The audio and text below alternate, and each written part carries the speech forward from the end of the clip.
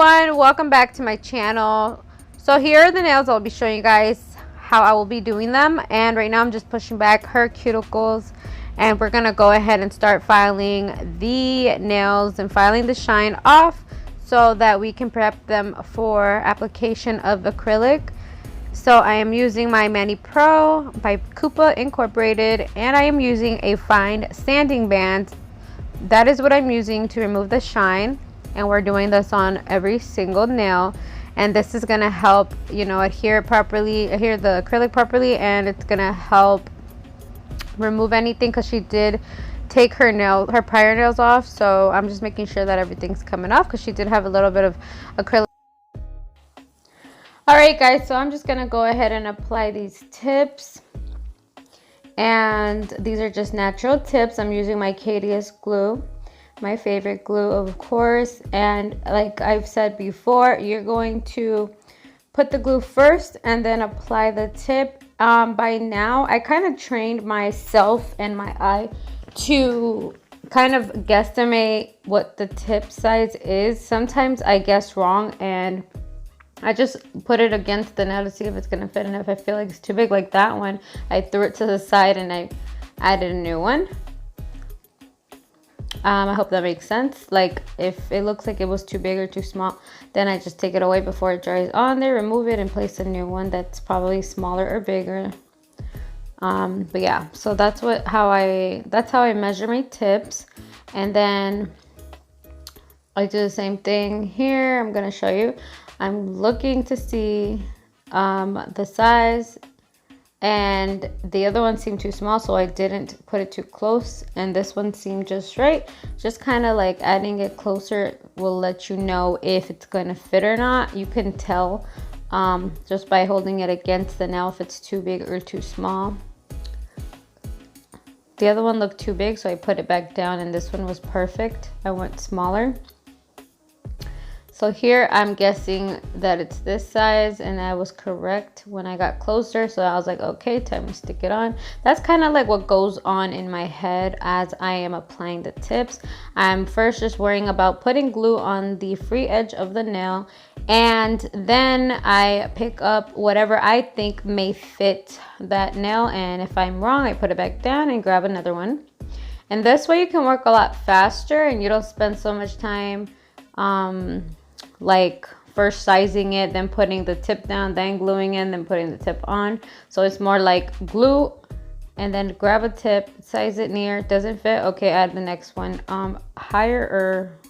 bigger or smaller. So that's how I trained myself to put on tips more efficiently. And yeah, like every nail doesn't mean just because your pointer is a number 4 that your other pointer is going to be a 4 either. Everybody's hands are different. Some people are very symmetrical in the size of their nail bed, but some people aren't.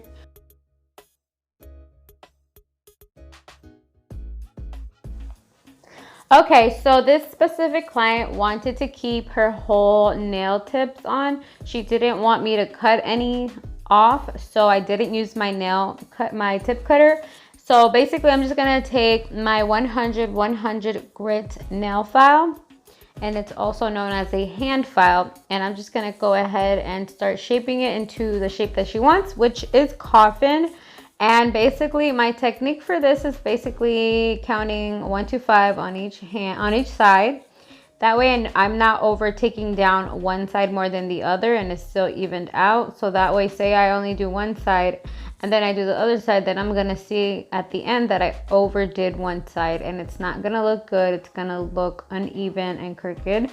So make sure you just go from one side to the other, and don't forget about your free edge in between to file down. And that's kind of how I do it. I believe that the person that I took that technique from was Natalie Carmona. I know you guys know her channel. It's Get Nailed 32. She's really awesome. I do suggest you guys check her out. But for me, I feel like that's the best way somebody explained it to me, was count 1 to 5 on each side, and make sure that you're also doing the free edge, and make sure that you're being very precise. So When you focus on being precise and then you focus on speed, that is the way you get the best outcome. Don't do it the opposite, because if you focus on speed first and then precision, then your nails are never going to be good. You're worrying about the wrong thing first. Make sure that precision is key and that you get that down packed, and then you can move on to speed. So right now, since I'm learning more precision, I'm trying to work on my speed a little bit more, but at the same time, in-home nail techs, nail techs that have like nail studios at home, do take their time more, because they're not being rushed by somebody behind them or a boss or whatever, telling them to hurry up because they want more money. That's literally how it really is. I'm not gonna lie. If you guys want a story time about the time I worked in like some Vietnamese shops, some Chinese shops, I worked in a couple for like a day or two, and it just didn't go well. So it was a really bad experience. And if you guys want to know about all the nasty, horrible, gross things they do, just let me know in the comment section if you guys want to hear that story time. I have a couple, so I can go on for days about that. But anyway, I turned her hand backwards because I wanted to see from her like client view. So when you put their hand backwards, that's their client's view, and then you can tell what they're going to be looking at and if it's straight or not.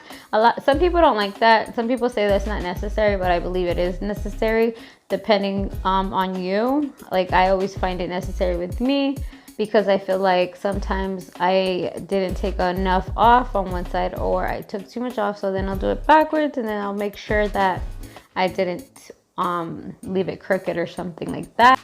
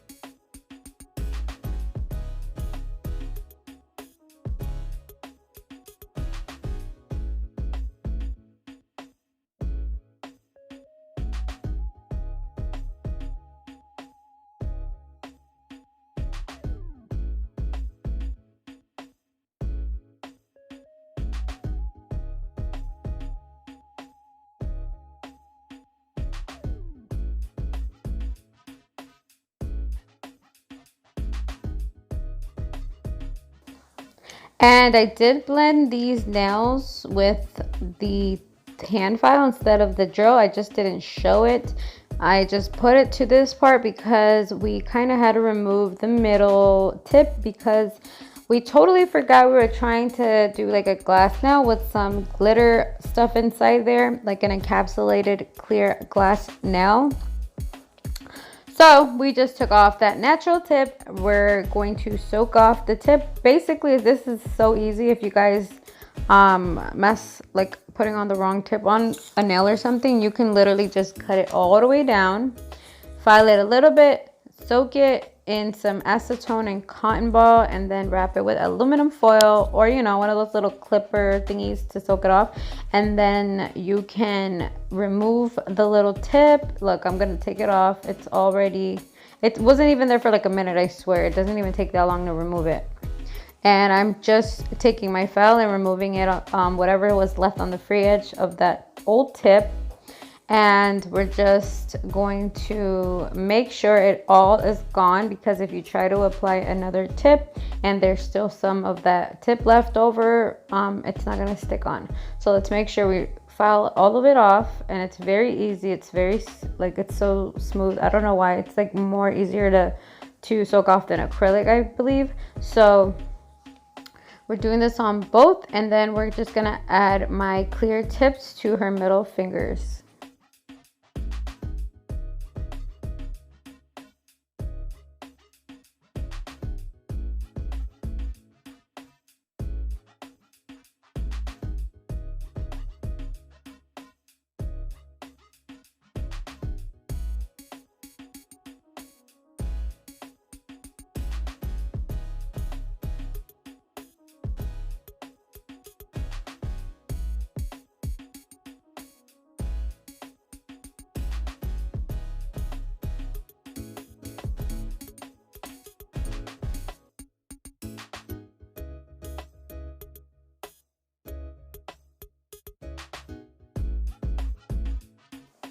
Okay, so moving on, let's go ahead and add the tips. I'm just getting the other stuff ready. I just saw my little butterflies in the back. Anyway, so let's go ahead. Let's grab our KDS glue, add some on the free edge of the nail, and we're gonna go ahead and size it. Let's pick one up that we believe that it's going to fit. I'm gonna guess this one. I'm gonna put it near it and see if it's gonna work. And I thought, nope, it's too big. Let's get a smaller one, and that's perfect. So we can stick it on there. Oh, I got a notification from Facebook. Anyways, that is how I size my tips. So if you guys need a tip for that, okay, that was a pun. Anyway, so if you guys need a tip for that, that's the best tip I can give you about applying tips, as weird as that sounds. So we're doing the same thing on the other, and I guesstimated that it was the same size as the other one, because usually it is, but it's not always going to be. But this time it was, so I just grabbed it, glued it, sized it, and put it on. And we're just going to go ahead and blend those as well. The other ones were already blended off camera, so we're just going to blend these, and I'm still sizing them to see if it's too long. So I'm gonna go ahead and cut a little bit. Actually, no, I don't think I did cut it. I think I just filed it. Let's see. Yeah, we just filed it. We didn't cut it, even though it was a little bit longer, but I think I just filed it enough to match the other nail next to it. And you guys, I did leave this in real time. I didn't speed this part up because I wanted you guys to see how it looks like in real time when I shape the nails. So I thought that would be very helpful for you guys to watch it this way instead of the usual sped up parts.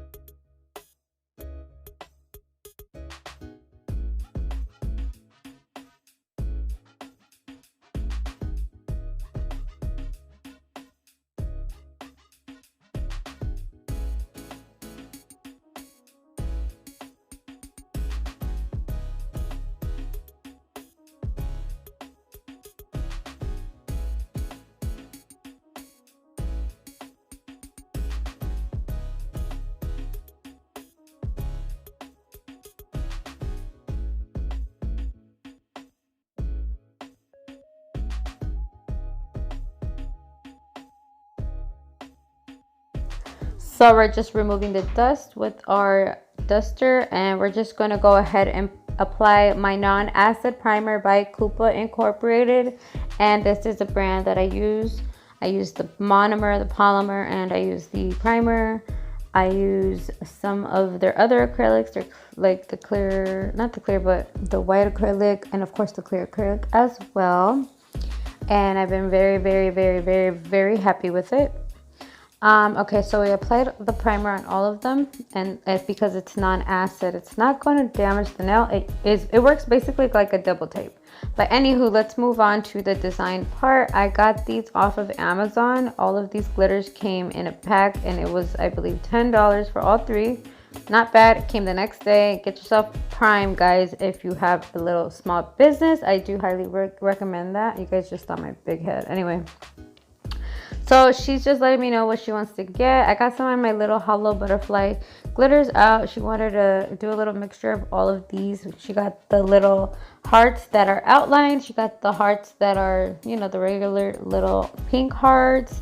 And we're trying to look at what glitter we want to use. So we took out basically all of the pink glitters, and we decided on one. So we put the rest away. And I'm just going to move on with the acrylic process, and I'm just gonna put all this stuff away because I just took out a bunch of stuff, and she literally picked one glitter, so that's really what we're doing. Oh, and we were also deciding on what little chunky glitters we were gonna add in, and we thought that the pink ones were obviously perfect for this set.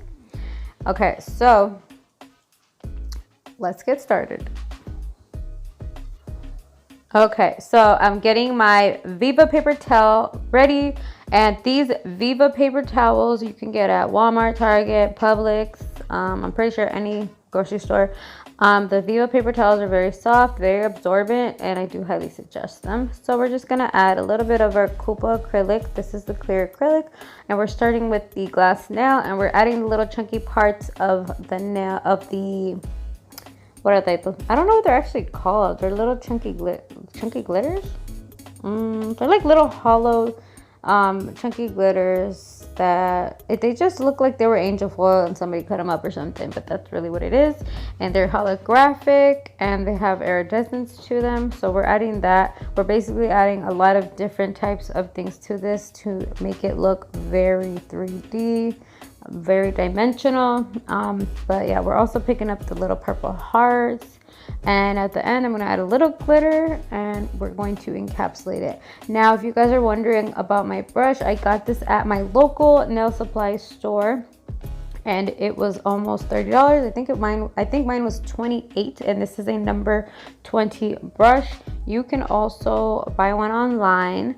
I'm pretty sure they have something similar to it or the same thing on Amazon or eBay or something like that, or maybe somebody selling it. But yeah, this brush is amazing. I love it, and I will never go back to my number, what was it, the number 10 alpha brush. Yeah, it's not that I hate it, but I just feel like this works a lot better for me. I might go back to a number 10 maybe if I find the right brush, but as of now I'm very happy with the number 20. So here's a little glitter that she picked out, and I'm just gonna go ahead and grab some with a little bit of clear acrylic, spread it around, and just try to fill in anywhere that looks like it needs a little bit of extra bling or something like that. The monomer, like I mentioned, is by Coupa, and the polymer that I'm using, like I said, is from Coupa as well. Go to their app, guys. I'm not sponsored, I promise, but I do want to save you guys some money, and they do always run promotions. I actually have to re-up on my liquid like today. Like, I'm very low and I didn't even notice. So I literally have to see if they have any promotions running right now. They may, but if anything, I'll probably just order it. It's like that great. I wouldn't mind paying full price for it. But you guys see me encapsulating it. And encapsulating a nail is pretty easy once you know how to just apply acrylic all in general. So, I'm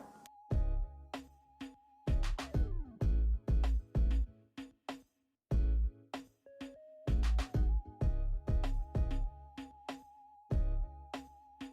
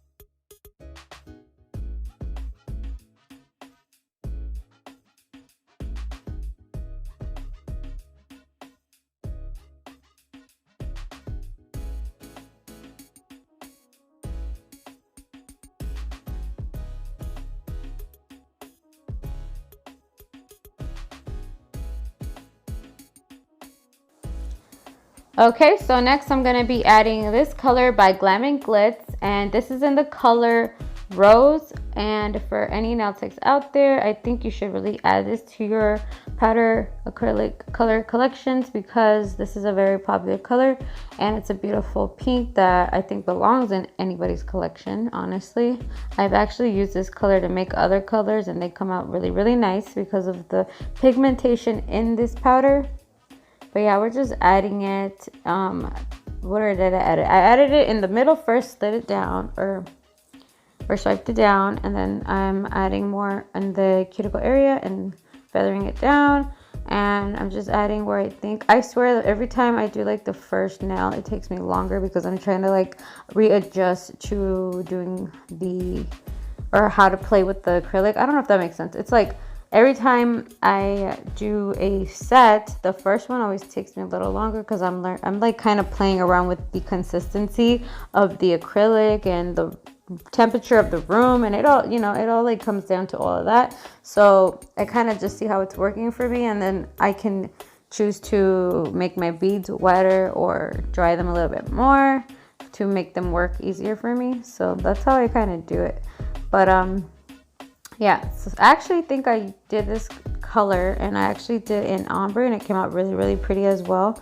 But anyway, yeah, so we're just adding this to every single nail that isn't already done. And after that, we're just gonna encapsulate that with our clear acrylic.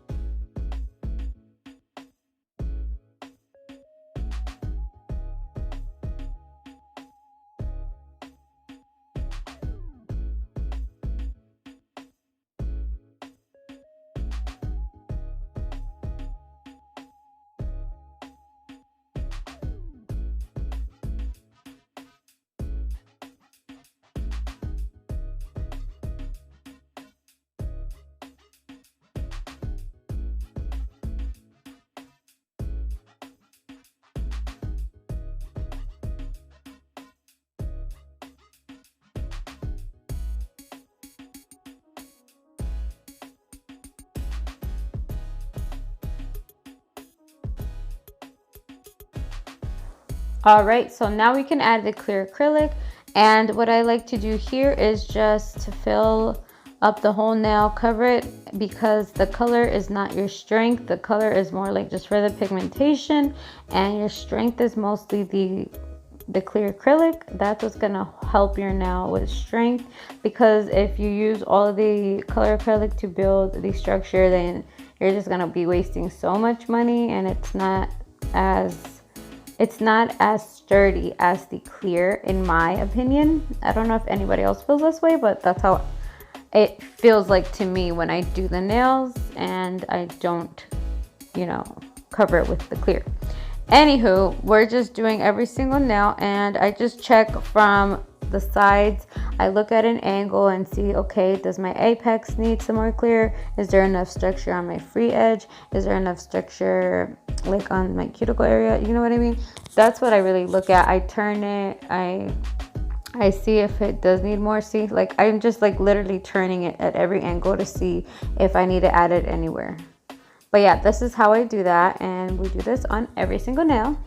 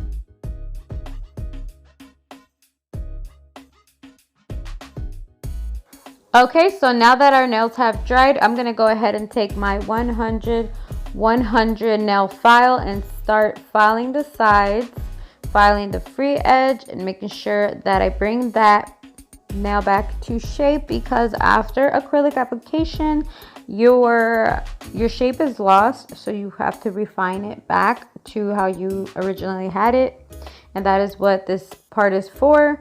So we're doing this on every single nail, and then we can move on with my e-file to do the rest of the work for me.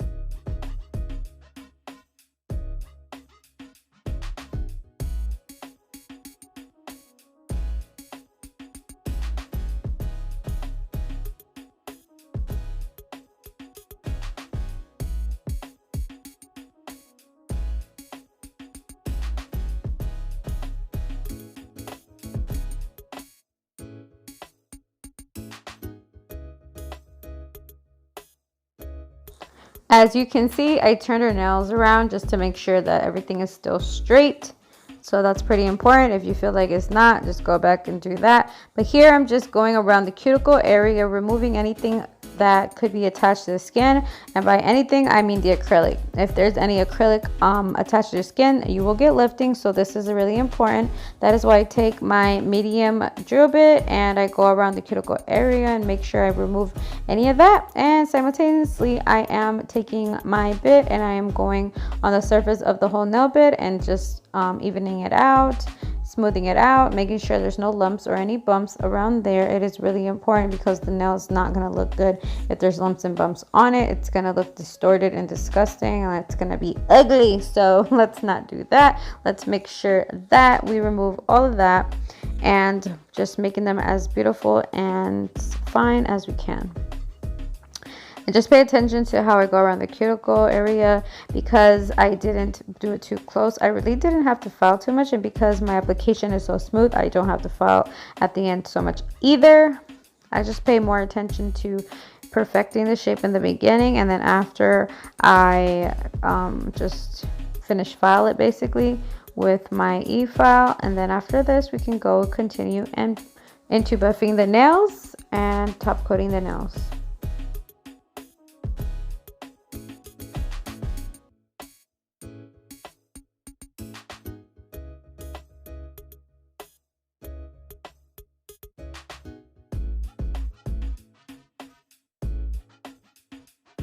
Okay, so we're buffing the nails now. I just get these buffers at my local nail supply store, and actually this is, oh no, you know what? I actually got these from Cosmoprof. So I mean, it's kind of like a local nail supply store, but it's actually a local beauty supply store for licensed cosmetologists. I've mentioned the store before. It's like a salon centric as well, but you could also get these at your regular local nail supply stores, or you can find one at Walmart, or you can find one at Sally's, anything like that. We are just doing this to smooth it out because the bits that I use, they are carbide bits, and those scratch your nails. They don't leave it like a nice finish.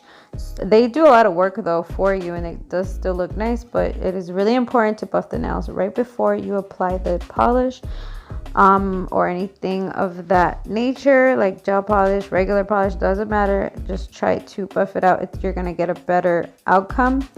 And so after this, we're just going to clean the nails with some alcohol and a little wipey, and these are basically paper towels, like Bounty kind of paper towels, not the Viva ones. The Viva ones will probably That sounded weird. The Viva ones will probably leave like cotton lint on them, so I don't like to do that. So just get ones like the Bounty ones or anything like that. These are actually the Great Value brand from Walmart, and they're like the Bounty ones because they're very, very sturdy. So anything sturdy I would suggest. So I'm just grabbing my D&D Top Coat Non-Cleanse gel polish, and this I get at my local nail supply store, but you can also purchase these on online. I don't remember if I've seen it on Amazon, but I've seen them on eBay or Amazon, maybe both. But I do recommend this one because it is very inexpensive and it's really, really great quality. So highly suggest the D&D gel polish for anyone doing nails or anyone that does nails on their selves.